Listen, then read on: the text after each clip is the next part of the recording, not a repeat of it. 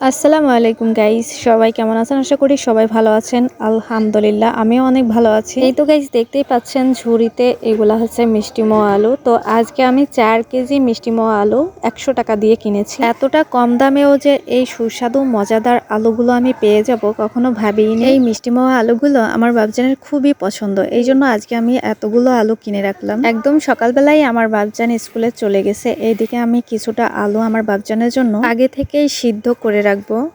এই তো গাইস দেখতেই পাচ্ছেন, ওইখান থেকে আমি প্রায় 1 কেজির মতো আলু নিয়ে আসছি। সবগুলা ঢেলে রেখে আসছি ঝুড়িতে। একদম টাটকা আলু এগুলা। তো গায়ে হচ্ছে দেখেন বালু লেগে আছে, মাটি। এগুলো এখন হচ্ছে আমি সুন্দরভাবে ধুয়ে নেব।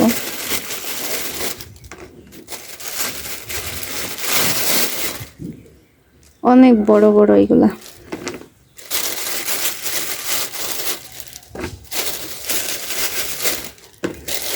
প্রথমে ধুয়ে তারপর হচ্ছে সিদ্ধ করব। এই তো দেখুন গাইস,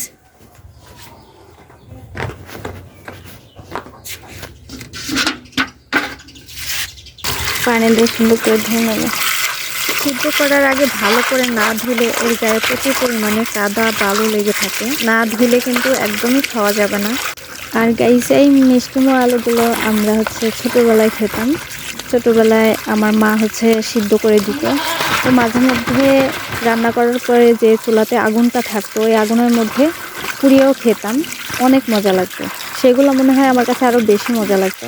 তো আমাদের মতো এরকম কে কে খাইছেন অবশ্যই জানাবেন। আর বিশেষ করে এই আলুগুলা ছোট্টবেলাতেই কিন্তু আমরা খুব পছন্দ করতাম। আজকে এই মিষ্টি আলুগুলা দেখেই আমার কিনতে মন চাইলো। তার কারণ হচ্ছে আমরা প্রায় 2-3 বছর এই আলুগুলো খাইনি, সামনেও কখনো পড়েনি এবং কি কেনাও হয় না। কেন জানি দেখেই আমার বাবজানের কথা মনে পড়লো, কারণ আমার বাবজানের খুব প্রিয় একটা জিনিস, এই জন্য কিনেও নিলাম আর আপনাদের সাথেও শেয়ার করে নিলাম। কারণ আপনাদের সাথে ছোটখাটো জিনিসগুলো শেয়ার করে নিতে আমার ভীষণ ভালো লাগে। আমি এই আলুগুলো কখনোই সিদ্ধ করে নাই, এই জন্য প্রথমে আমি হাঁড়িতে কিছুটা পরিমাণ পানি নিয়েছি। মিষ্টি আলুগুলো যেহেতু বড় বড়, এই জন্য আমি সুন্দরভাবে সাজিয়ে দিচ্ছিলাম পাতিলটার মধ্যে, যাতে করে ভেঙে না যায়। তবে পানির পরিমাণটা আমি বেশিই দিয়ে ফেলেছি, প্রথমবার নতুন কোনো কাজ করতে আসলে যা হয় আর কি। পরে আমি পানিটা কিছুটা কমিয়েও দিয়েছিলাম। অনেকেই কিন্তু এই আলুটাকে সিদ্ধ করে কোনো রকম লবণ ছাড়াই, আমার মনে হয় লবণ দিয়ে সিদ্ধ করাই ভালো। এরপর আমি দিয়ে দিচ্ছি পরিমাণ মতন একটুখানি লবণ। এই আলুগুলোকে আমি লবণ দিয়েই সিদ্ধ করে নেব, কারণ আলুগুলো লবণ দিয়ে সিদ্ধ করলে মিষ্টিও একটু বেশি লাগে এবং কি মজাও লাগে খেতে। এরপর ছোট্ট একটা প্লেট দিয়ে হাঁড়িটার মুখটা আমি ভালো করে আটকে দিলাম। 15 থেকে 20 মিনিটের মতো বেশ খানিকটা জাল করে নিতে হবে আলুগুলোকে পুরোপুরি সিদ্ধ করার জন্য।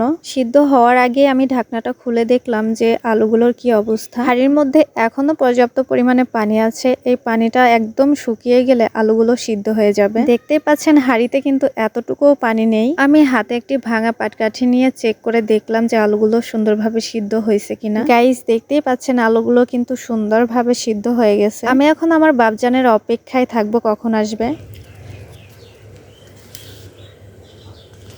এই তো গাইস দেখুন আলুগুলো একদম সিদ্ধ হয়ে গেছে। আর আমি মাটির চুলার পরে রেখে দিয়েছিলাম অনেকক্ষণ। এই যে আমার বাবজান, এই যে আমার বাবজান আসছে, আমার আব্বু খাবে। কি আব্বু? হ্যাঁ, আমার বাবজান এই মিষ্টি মোয়া আলু খুব পছন্দ করে, এই জন্য হচ্ছে আমি সিদ্ধ দিয়ে রেখেছিলাম। আমার বাবজান স্কুলে ছিল, যাতে আমার বাবজান স্কুল থেকে এসে খাইতে পারে। সিদ্ধ হয়েছে আব্বু? মিষ্টি আছে? এগুলো আসলে খাইতে মিষ্টি হয়। আমাদের এই কুষ্টিয়া অঞ্চলে এইগুলাকে হচ্ছে মিষ্টি মোয়া আলু বলে। তো গাইস আপনাদের কোন কোন অঞ্চলে এই আলুগুলাকে কি নাম বলে কমেন্ট করে কিন্তু জানিয়ে যাবেন। এর নাম কি আব্বু বলো তো? নাম কি এই আলুর? মিষ্টি মোয়া আলু। মিষ্টি মোয়া আলু আমার বাবুজানের কিন্তু খুব পছন্দ। এগুলোর নাম হচ্ছে মিষ্টি মোয়া আলু। তো গাইস এই ছোট্ট ভিডিওটি আপনাদের কাছে যদি ভালো লেগে থাকে তাহলে অবশ্যই লাইক কমেন্ট শেয়ার দিয়ে পাশে থাকবেন। সবাই ভালো থাকবেন, সুস্থ থাকবেন। আব্বু টাটা দাও। সুস্থ থাকবেন। আল্লাহ হাফেজ। আসসালামু আলাইকুম।